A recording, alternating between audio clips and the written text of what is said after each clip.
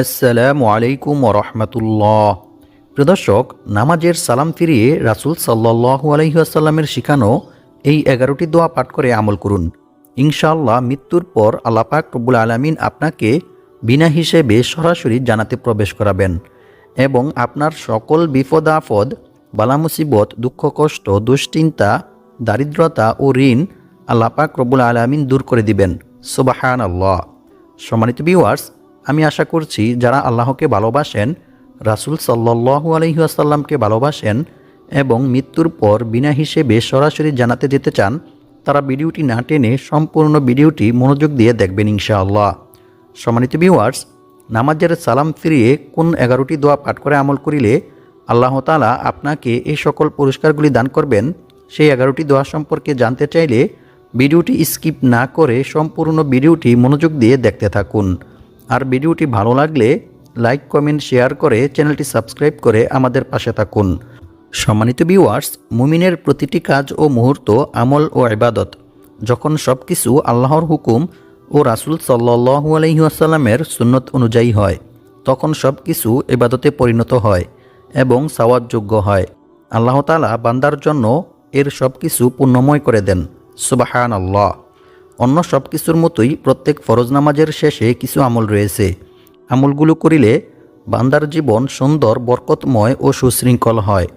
আল্লাহর রাসূল সাল্লাল্লাহু আলাইহি ওয়াসাল্লাম বলেন, প্রত্যেক ফরজ নামাজের শেষে কিছু দোয়া রয়েছে।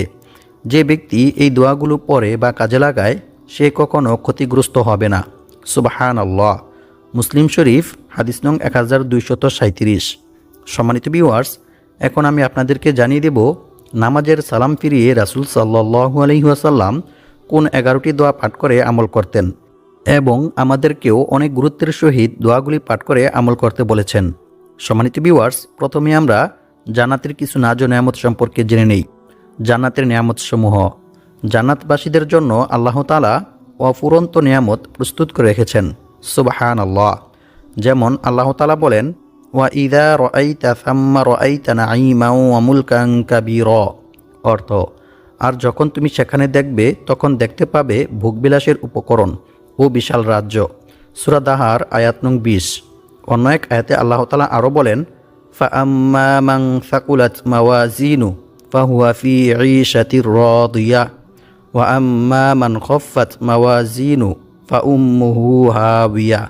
অর্থ, তখন যার নেকির পাল্লা ভারী হবে সে লাভ করবে সন্তোষজনক স্থান, অর্থাৎ জান্নাত। আর যে ব্যক্তির নেকির পাল্লা হালকা হবে তার অবস্থান হবে জাহান্নাম। নাউযুবিল্লাহি মিন যালিক। সূরাতুল কারিয়া আয়াত নং 6 থেকে 9। সম্মানিত ভিউয়ার্স, আল্লাহ পাক রব্বুল আলামিন যে তার নেককার বান্দাবান্দীদের জন্য জান্নাত কত সুন্দর করে প্রস্তুত করে রেখেছেন তা আমরা কল্পনাও করতে পারবো না।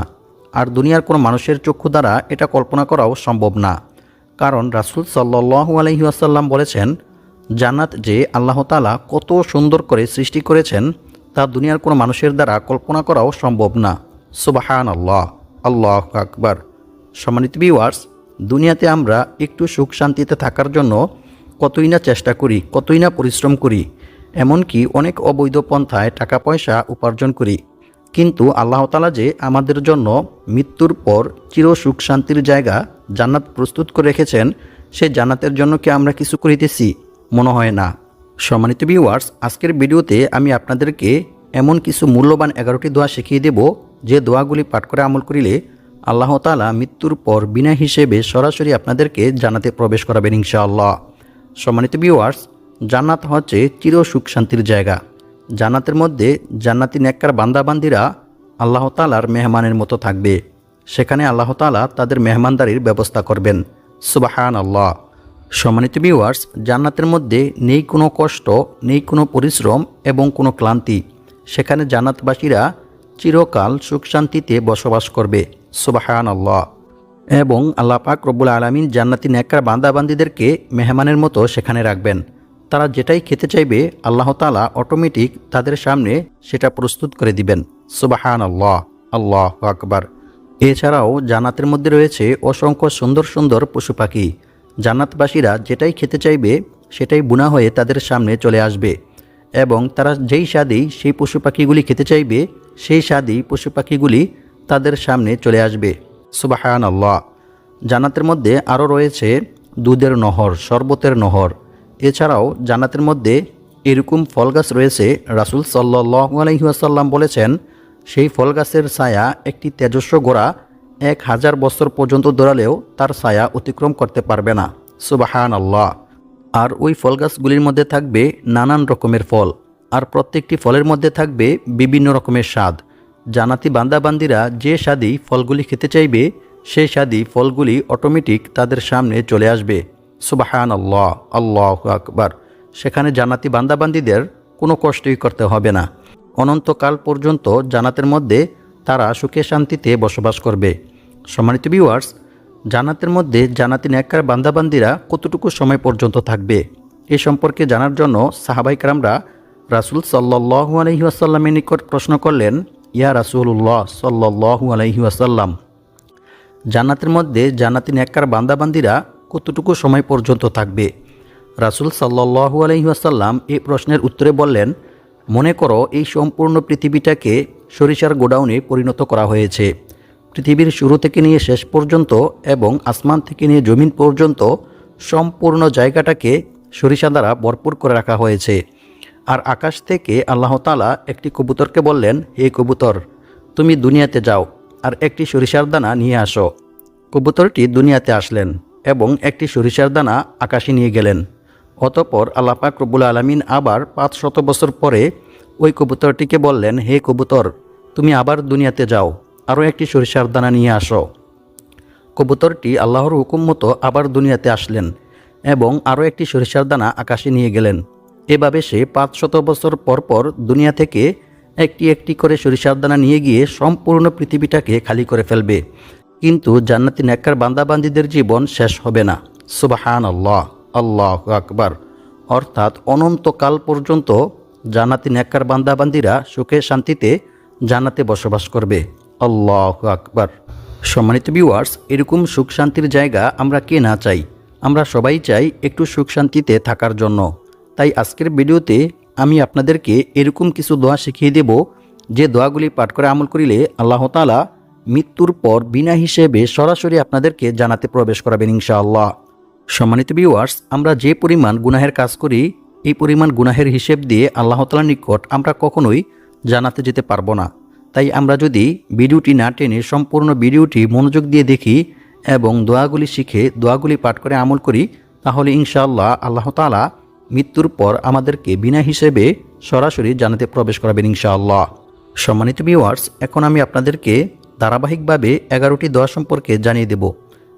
আনাস ইবনু মালিক রাদিয়াল্লাহু তাআলা আনহু থেকে বর্ণিত, তিনি বলেন, রাসূল সাল্লাল্লাহু আলাইহি ওয়াসাল্লামকে আমি বলতে শুনেছি, রাসূল সাল্লাল্লাহু আলাইহি ওয়াসাল্লাম বলেন, বরকতময় আল্লাহ তাআলা বলেছেন, হে আদম সন্তান, যতক্ষণ আমাকে তুমি ডাকতে থাকবে এবং আমার পক্ষ থেকে ক্ষমা পাওয়ার আশায় থাকবে, তোমার গুনাহের পরিমাণ যতই অধিক হোক না কেন আমি তোমাকে ক্ষমা করে দেব, এতে আমি কোনো পরোয়া করব না।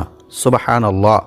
অতঃপর আল্লাহ তাআলা আবার বলেন, হে আদম সন্তান, তোমার গুনাহের পরিমাণ যদি আসমানের কিনারা বা মেঘমালা পর্যন্ত পৌঁছে যায়, তারপরেও তুমি আমার নিকট ক্ষমা প্রার্থনা করো, আমি তোমাকে ক্ষমা করে দেব, এতে আমি কোনো পরোয়া করব না।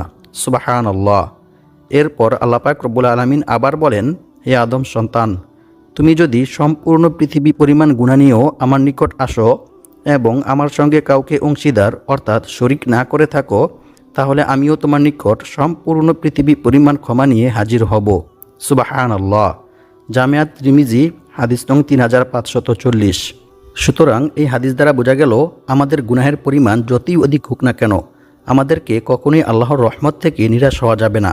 বরং আল্লাহ তাআলা আমাদেরকে বলেছেন, লা তাকনাতু মির রাহমাতিল্লাহ, হে আমার বান্দা বান্দিরা, তোমরা কখনোই আমার রহমত থেকে নিরাশ হইও না। সুতরাং আমাদেরকে সর্ব অবস্থায় সব সময় আল্লাহ তাআলার নিকট বেশি বেশি তাওবা ইস্তিগফার পাঠ করে ক্ষমা প্রার্থনা করতে হবে। সম্মানিত ভিউয়ার্স, এখন আমি আপনাদেরকে ফরজ নামাজের শেষের 11টি দোয়া সম্পর্কে জানিয়ে দেব। নাম্বার 1, আল্লাহর রাসূল সাল্লাল্লাহু আলাইহি ওয়াসাল্লাম ফরজ নামাজের সালাম ফিরিয়ে একবার আল্লাহু আকবার জোরে পাঠ করতেন। ইবনে আব্বাস রাদিয়াল্লাহু তাআলা আনহু বলেন, আমি ওই তাকবীরের আওয়াজ শুনে রাসূল সাল্লাল্লাহু আলাইহি ওয়াসাল্লামের নামাজ শেষ হওয়া বুঝতে পারতাম। বুখারী শরীফ ও মুসলিম শরীফ। নাম্বার 2, রাসূল সাল্লাল্লাহু আলাইহি ওয়াসাল্লাম প্রত্যেক ফরজ নামাজের শেষে 3 বার আস্তাগফিরুল্লাহ আস্তাগফিরুল্লাহ আস্তাগফিরুল্লাহ পাঠ করতেন। মুসলিম শরীফ হাদিস নং 1222। সম্মানিত ভিউয়ার্স, তাওবা ইস্তেগফার পাঠ করিলে যে শুধু গুনাহ মাফ হয় এমনটা নয়, বরং বান্দার তাওবা ইস্তেগফারের মধ্যে আল্লাহ তাআলা রেখেছেন অসংখ্য অগণিত পুরস্কার ও উপকার। সুবহানাল্লাহ। যেমন আল্লাহ তাআলা পবিত্র কোরআনের মধ্যে বলেন, আর যে ব্যক্তি আল্লাহকে ভয় করবে, আল্লাহ তাআলা তার সমস্ত সমস্যা থেকে উত্তরণের পথ বের করে দিবেন। আর আল্লাহ তাআলা তাকে এমন জায়গা থেকে রিজিক দান করবেন যা সে কল্পনাও করতে পারবে না। অর্থাৎ তার ধারণার বাইরে থেকে গায়বীভাবে আল্লাহ তাআলা তার রিজিকের ব্যবস্থা করে দিবেন। সুবহানাল্লাহ। আর যে ব্যক্তি আল্লাহর উপর ভরসা করবে তার জন্য তিনিই যথেষ্ট হবেন। নিশ্চয়ই আল্লাহ তাআলা তার সমস্ত ইচ্ছা পূরণ করবেনই। সুবহানাল্লাহ। আল্লাহু আকবার। সম্মানিত ভিউয়ার্স, আল্লাহ তাআলাকে ভয় করার সর্বোত্তম মাধ্যম হচ্ছে তাওবা ইস্তেগফার করা, ক্ষমা প্রার্থনা করা। বান্দার দ্বারা ইচ্ছায় কিংবা অনিচ্ছায় কোনো গুনাহ সংঘটিত হয়ে গেলে বান্দা যদি আল্লাহর ভয়ে, আল্লাহর আযাবের ভয়ে আল্লাহ তাআলার নিকট তাওবা ইস্তেগফার করে ক্ষমা প্রার্থনা করে, তাহলে আল্লাহ তাআলা অনেক খুশি হন এবং আল্লাহ তাআলা বান্দার এই তাকওয়া, বান্দার এই আল্লাহভীতিকে অনেক ভালোবাসেন, অনেক পছন্দ করেন।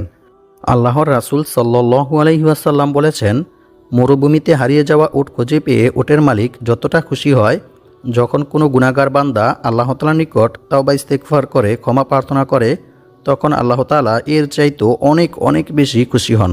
সুবহানাল্লাহ। আল্লাহু আকবার। এছাড়াও আল্লাহ তাআলা বান্দার প্রতি খুশি হয়ে বান্দাকে অসংখ্য অগণিত পুরস্কার দান করেন। আল্লাহু আকবার। অন্য এক হাদিসে রাসূল সাল্লাল্লাহু আলাইহি ওয়াসাল্লাম আরও বলেন, আর যে ব্যক্তি বেশি বেশি তাওবা ইস্তেগফার পাঠ করবে, আল্লাহ তাআলা তার সমস্ত সমস্যা থেকে উত্তরণের পথ বের করে দিবেন এবং তার সকল বিপদ আপদ, বালা মুসিবত, দুঃখ কষ্ট, দুশ্চিন্তা, দারিদ্রতা ও ঋণ আল্লাহ তাআলা দূর করে দিবেন এবং আল্লাহ পাক রব্বুল আলামিন তাকে এমন জায়গা থেকে রিজিক দান করবেন যা সে কল্পনাও করতে পারবে না। অর্থাৎ অকল্পনীয় উৎস থেকে গায়বীভাবে আল্লাহ তাআলা তার রিজিকের ব্যবস্থা করে দিবেন। সুবহানাল্লাহ। আল্লাহু আকবার। সুনানে আবু দাউদ হাদিস নং 1518। আর আল্লাহ তাআলার উপর ভরসা করার সর্বোত্তম মাধ্যম হচ্ছে বিপদ আপদ, বালা মুসিবত, দুঃখ কষ্ট, দুশ্চিন্তা, দারিদ্রতা সর্ব অবস্থায় আল্লাহর উপর ভরসা করা এবং রিজিক বৃদ্ধি হওয়ার যে সকল দোয়া ও আমল রয়েছে সেগুলির মাধ্যমে আল্লাহ তাআলার নিকট দোয়া করে সাহায্য চাওয়া। সম্মানিত ভিউয়ার্স, এখন আমি আপনাদেরকে এরকম 2টি ইস্তেগফার শিখিয়ে দেব, যে 2টি ইস্তেগফার পাঠ করিলে আল্লাহ তাআলা আপনাদের জীবনের সকল গুনাহ ক্ষমা করে দিবেন এবং আপনাদের সকল বিপদ আপদ, বালা মুসিবত, দুঃখ কষ্ট, দুশ্চিন্তা, দারিদ্রতা ও ঋণ দূর করে দিবেন ইনশাআল্লাহ। ইস্তেগফার 2টির মধ্য থেকে প্রথমটি হচ্ছে আল্লাহুম্মা গফিরলি যামবি ওয়া ওয়াসি'লি ফি দারি ওয়া বারিকলি ফি রিজকি। এই ইস্তেগফারটি পাঠ করিলে আল্লাহ তাআলা আপনাদের সকল বিপদ আপদ, বালা মুসিবত, দুঃখ কষ্ট, দুশ্চিন্তা, পেরেশানি দূর করে দিবেন এবং আল্লাহ পাক রব্বুল আলামিন আপনাদেরকে গায়বীভাবে টাকা পয়সা, ধন সম্পদ দিয়ে সাহায্য করবেন ইনশাআল্লাহ। এছাড়াও ছোট্ট একটি ইস্তেগফার রয়েছে, সেই ইস্তেগফারটি পাঠ করিলে আল্লাহ তাআলা আপনাদের রিজিক বৃদ্ধি করে দিবেন। ইস্তেগফারটি হচ্ছে লা হাওলা ওয়ালা কুওয়াতা ইল্লা বিল্লাহ। আর 2 নং ইস্তেগফারটি হচ্ছে আস্তাগফিরুল্লাহাল আযীম আল্লাযী লা ইলাহা ইল্লা হুয়াল হাইয়ুল কাইয়্যুম ওয়া আতুবু ইলাইহি। এই ইস্তেগফারটি রাতে ঘুমানোর পূর্বে 3 বার পাঠ করিলে আল্লাহ তাআলা আপনাদের জীবনের সকল গুনাহ ক্ষমা করে দিবেন, যদিও তা সমুদ্রের ফেনারসি পরিমাণ হয়ে থাকে। সুবহানাল্লাহ। আল্লাহু আকবার। নাম্বার 3, অতঃপর রাসূল সাল্লাল্লাহু আলাইহি ওয়াসাল্লাম আল্লাহুম্মা আনতাস সালাম ওয়া মিনকাস সালাম তাবারাকতা ইয়া যাল জালালি ওয়াল ইকরাম, এই দোয়াটি পাঠ করতেন। মুসলিম শরীফ হাদিস নং 1221। অন্য এক হাদিসে বলা হয়েছে, যে ব্যক্তি এই দোয়াটি পাঠ করে, এই দোয়াটির উসিলায় আল্লাহ তাআলার নিকট কিছু চাইবে, অবশ্যই আল্লাহ তাআলা তাকে তা দান করবেন। সুবহানাল্লাহ। অর্থাৎ ওই ব্যক্তির সমস্ত দোয়া আল্লাহ তাআলা কবুল করবেন। সুবহানাল্লাহ। নাম্বার 4, রাসূল সাল্লাল্লাহু আলাইহি ওয়াসাল্লাম বলেছেন, যে ব্যক্তি প্রত্যেক ফরজ নামাজের শেষে 33 বার সুবহানাল্লাহ, 33 বার আলহামদুলিল্লাহ, 33 বার আল্লাহু আকবার, এভাবে 99 বার এই তাসবিহগুলি পাঠ করার পরে 100 বার পূর্ণ করার জন্য লা ইলাহা ইল্লাল্লাহু ওয়াহদাহু লা শারীকা লাহু লাহুল মুলকু ওয়া লাহুল হামদু ওয়া হুয়া আলা কুল্লি শাইইন কদির। এই তাসবিহটি পাঠ করবে, আল্লাহ তাআলা তার জীবনের সকল গুনাহ ক্ষমা করে দিবেন। সুবহানাল্লাহ। যদিও তা সমুদ্রের ফেনারসি পরিমাণ হয়ে থাকে। আল্লাহু আকবার।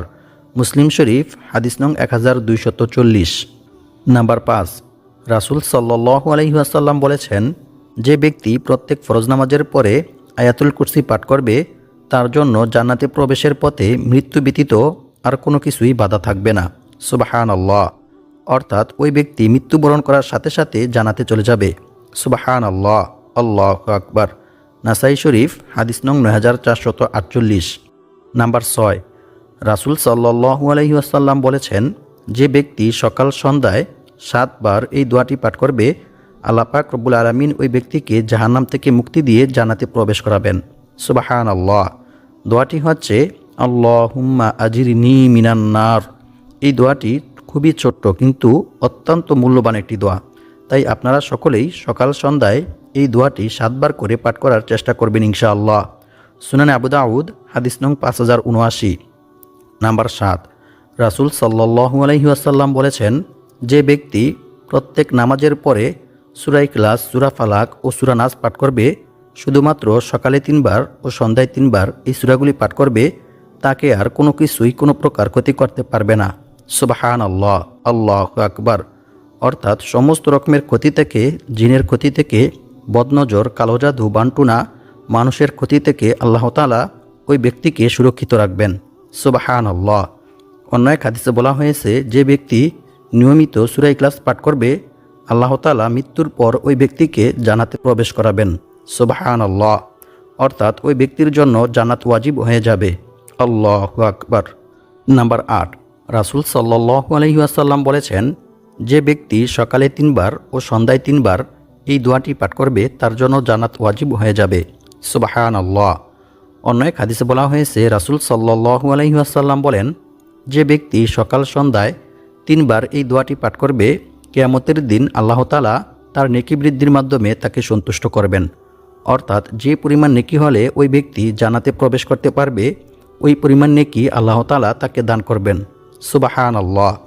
অপর এক হাদিসে বলা হয়েছে, রাসূল সাল্লাল্লাহু আলাইহি ওয়াসাল্লাম বলেছেন, যে ব্যক্তি সকাল সন্ধ্যায় এই দোয়াটি পাঠ করবে, কিয়ামতের দিন আমি তার হাত ধরে তাকে জান্নাতে পৌঁছে দেব। সুবহানাল্লাহ। সম্মানিত ভিউয়ার্স, দোয়াটি অত্যন্ত মূল্যবান এবং গুরুত্বপূর্ণ একটি দোয়া। তাই আপনারা সকলেই দোয়াটি ভালোভাবে মুখস্থ করে নেবেন এবং সকাল সন্ধ্যায় এই দোয়াটি পাঠ করার চেষ্টা করবেন ইনশাআল্লাহ। দোয়াটি হচ্ছে, রদিতু বিল্লাহি রব্বাও ওয়া বিল ইসলামি দীনাও ওয়া বি মুহাম্মাদিন সাল্লাল্লাহু আলাইহি ওয়াসাল্লাম নাবিয়্যান ওয়া রাসূলা। নাম্বার 8, রাসূল সাল্লাল্লাহু আলাইহি ওয়াসাল্লাম প্রত্যেক নামাজের পরে কবরের আযাব থেকে, জাহান্নামের আযাব থেকে, দাজ্জালের ফিতনা থেকে ও দুনিয়াবি ফিতনা থেকে মুক্তি পাওয়ার জন্য এই দোয়াটি পাঠ করতেন। দোয়াটি হচ্ছে, আল্লাহুম্মা ইন্নী আউযু বিকা মিন আযাবি জাহান্নাম ওয়া মিন আযাবিল কবরি ওয়া মিন ফিতনাতিল মাহইয়া ওয়াল মামাত ওয়া মিন ফিতনাতিল মাসিহিদ দাজ্জাল। দোয়াটির অর্থ হচ্ছে, হে আল্লাহ, আমি আপনার নিকট কবরের আযাব, জাহান্নামের আযাব, দুনিয়াবি ফিতনা ও দাজ্জালের ফিতনা থেকে মুক্তি চাই। আমিন। নাম্বার 9, রাসূল সাল্লাল্লাহু আলাইহি ওয়াসাল্লাম বলেছেন, যে ব্যক্তি বেশি বেশি এই দোয়াটি পাঠ করবে, আল্লাহ তাআলা সে ব্যক্তিকে পাহাড় পরিমাণ ঋণ পরিশোধ করার ব্যবস্থা করে দিবেন। সুবহানাল্লাহ। আল্লাহু আকবার। সম্মানিত ভিউয়ার্স, এই দোয়াটি অত্যন্ত মূল্যবান একটি দোয়া। তাই আপনারা সকলেই ভালোভাবে দোয়াটি মুখস্থ করে নেবেন। দোয়াটি হচ্ছে, আল্লাহুম্মা কফিনি বিহালালিকা আন হারামিকা ওয়া আগনিনি বিফদলিকা আম্মান সিওয়াক। নাম্বার 10, রাসূল সাল্লাল্লাহু আলাইহি ওয়াসাল্লাম বেশি বেশি এই দোয়াটি পাঠ করে আল্লাহ তাআলার নিকট আশ্রয় প্রার্থনা করতেন। দোয়াটি হচ্ছে, আল্লাহুম্মা ইন্নী আউযু বিকা মিনাল কাসালি ওয়াল হারামি ওয়াল মাআসিমি ওয়াল মাগরমি। অর্থ, হে আল্লাহ, আমি আপনার কাছে অলসা, অধিক বার্ধক্য, গুনাহ এবং ঋণ হতে আশ্রয় প্রার্থনা করছি। আমিন। বুখারী শরীফ হাদিস নং 6007। নাম্বার 11, রাসূল সাল্লাল্লাহু আলাইহি ওয়াসাল্লাম সব সময় আল্লাহ তাআলার নিকট এই দোয়াগুলি পাঠ করে আশ্রয় প্রার্থনা করতেন। দোয়াটি হচ্ছে, আল্লাহুম্মা ইন্নী আউযু বিকা মিনাল হাম্মি ওয়াল হাজনি ওয়াল আজজি ওয়াল কাসালি ওয়াল বুখলি ওয়াল জুবনি ও গলাবাতিদ দাইনি ও কহরির রিজাল। এই দোয়াটি পাঠ করিলে আল্লাহ তাআলা আপনাকে জালেমের জুলুম থেকে এবং ঋণ থেকে মুক্তি দিবেন। সুবহানাল্লাহ। আল্লাহ পাক রব্বুল আলামিন আমাদের সবাইকে 5 ওয়াক্ত নামাজের পরে এই দোয়াগুলি পাঠ করে মৃত্যুর পর বিনা হিসেবে সরাসরি জান্নাতে যাওয়ার তৌফিক দান করুক এবং সকল বিপদ আপদ বালা মুসিবত দুঃখ কষ্ট দুশ্চিন্তা অভাব অনটন দারিদ্রতা ও ঋণ থেকে মুক্ত হয়ে অনেক টাকা পয়সা ধন সম্পদের মালিক হওয়ার তৌফিক দান করুক। আমিন।